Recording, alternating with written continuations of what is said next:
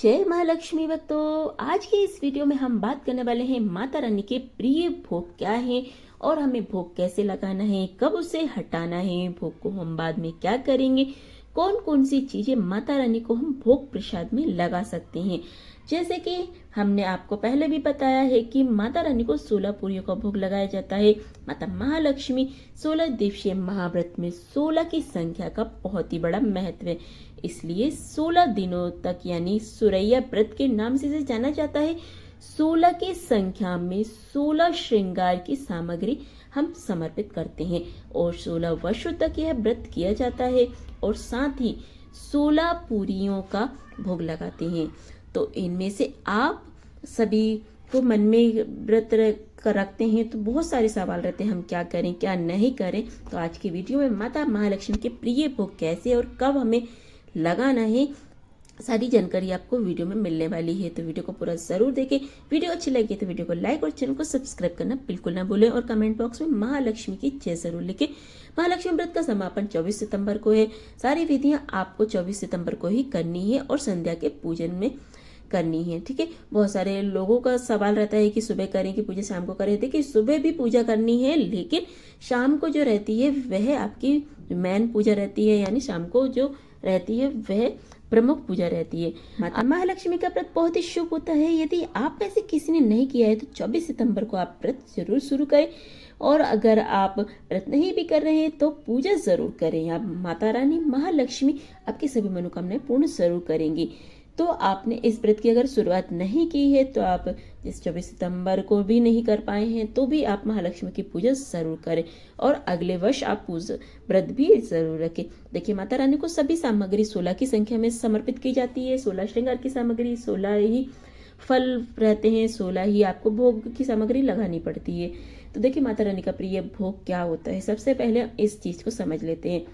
माता रानी को सबसे प्रिय होती है खीर और पूरी का भोग हमें लगाना है। तो खीर में आपको चावल, और यहाँ पर जो खीर बनाते हैं हम, तो खीर हमें चावल, दूध, चीनी और जो हरी इलायची रहती है वह डालकर हमें तैयार कर लेनी है। साथ ही हमें यहाँ पे पंचमेवा जो ड्राई फ्रूट्स रहते हैं वह उसमें जरूर डालना है।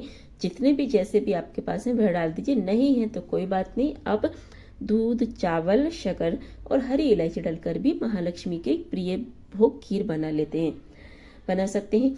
अब बहुत सारे लोग सोचते हैं कि हम हलवा और पूड़ी बना ले, तो नहीं, हलवा पूरी नहीं बनानी है आपको, खीर पूरी ही माता रानी को भोग लगाया जाता है। तो आप खीर पूरी का ही भोग लगाएं। पूरियां कितनी संख्या में होनी चाहिए? देखिए, पूरियां हमको रख लेनी है यहाँ पे 16 की संख्या में ही हमें पूरियां रख लेनी है। अब अपने एक प्लेट में 16 पूरियां रख लेनी है निकाल करके और एक कटोरी में आपको खीर निकाल के रख लेनी है। माता रानी को रात्रि के यानी शाम की जो पूजा होगी वह आपको उसमें सारी सामग्री रख लेनी है। रखने के बाद में अब आपको क्या करना है, इन पूरियों को ही आपको भोग में रखना है। थोड़ी सी आपको मिठाई भी साथ में रख लेना है, या तो आप घर पे तैयार कर लीजिए दूध की मिठाई, या फिर आप मार्केट से बाजार से भी मंगा सकती हैं, लेकिन दूध की मिठाई और सफेद रंग की मिठाई होनी चाहिए। माता रानी को भोग प्रसाद लेने के लिए हमेशा सोने चांदी के बर्तनों की बात कही गई, क्योंकि माँ लक्ष्मी वैभव की देवी होती है। तो देखिए, आपके पास तो आप जो भी आपके पास है वह ले लीजिए, चांदी सोने की जो भी है तो वह ले लीजिए, नहीं तो आपके घर में जो भी उपयोग में होते हैं स्टील के बर्तन वह उसमें भी आप रख सकते हैं। जल, चांदी के पात्र में आपको माता रानी को भोग रख लेना है। जल के लिए भी नहीं है तो आप क्या कर सकते हैं, स्टील के गिलास में भी आप जल रख सकते हैं या फिर कलश में रख सकते हैं। पूरियां और खीर बना लेनी है। उसके बाद मौसमी फल है तो वह आपको रख लेना है। एक फल को आप 16 की संख्या में भी भाव से समर्पित कर सकते हैं, नहीं तो आप 16 की संख्या में भी रख सकते हैं। 5 फल ले लीजिए। सभी फलों की संख्या 16 होनी चाहिए, 16 नहीं है तो आप उन्हीं एक एक फल को 16 के भाव में रख लीजिए। अनार, केला, आंवला जो होता है महालक्ष्मी के बहुत ही प्रिय होते हैं तो आप ले सकते हैं, और सेब भी ले सकते हैं। नाशपाती आपको नहीं लेना है, ठीक है, नाशपाती नहीं लेते हैं। और इसके साथ अनार लेकर छील लीजिए और उसे 16 स्थानों पर आप रख सकते हैं, यानी कि 16 जगह पे आप उसको रख सकते हैं। इस तरह से आप कर लीजिए। फलों की बात हो गई है। अब जैसे बहुत सारे लोग अलग अलग प्रकार के भोग लगाना चाहते हैं, जैसे 16 की संख्या में कान्हा जी को 56 भोग लगते हैं, तो उसी तरह से अगर आप माता महालक्ष्मी को भी आप वैभव विलास की देवी हैं तो आप लगा सकते हैं। दूध से बनी मिठाइयों को, लड्डुओं का जो रहती हैं, श्रीखंड बना लीजिए, पंचामृत बना लीजिए, मीठे पुए बना लीजिए जैसे गुलगुले कहते हैं, वो भी आप बना सकते हैं। और आप मखाने की खीर बना सकते हैं। यानी आपके पास समय है तो आपके पास सुविधा है तो आप कई प्रकार के भोग मिष्ठान बना करके माता रानी को भोग लगा सकते हैं। और एक सबसे ज़रूरी चीज़ है कि आपको भेंट करनी है, क्योंकि अष्टमी तिथि है और माता महालक्ष्मी का पूजन है, तो ये आप करना ना भूलें। इससे आपको माता महालक्ष्मी की असीम कृपा मिलने वाली है। भेंट में आपको क्या रखना है? श्रीफल। श्रीफल जो पानी वाला नारियल आता है वो उसको बोलते हैं।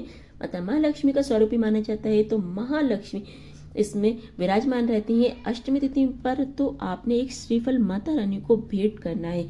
सिर्फ भेंट करना है, तोड़ना नहीं है। आप इसे भेंट करें। अब आपका सवाल होगा कि हम इसे बाद में क्या करेंगे, तो दूसरे दिन आप इसे तोड़कर प्रसाद के रूप में ले सकते हैं। लेकिन जो कलश के ऊपर नारियल है उसे आप जल प्रवाहित करेंगे। यदि आपके यहाँ जल की व्यवस्था नहीं है तो आप उसे मतलब जो आप श्रृंगार की सामग्री दान करेंगे उसके साथ भी आप दान कर सकते हैं। इस तरह से करके माता महालक्ष्मी का जो भोग प्रसाद है आप चढ़ाएंगे। अब चढ़ाने के बाद वह सभी भोग प्रसाद रात्रि को आप हटा लें।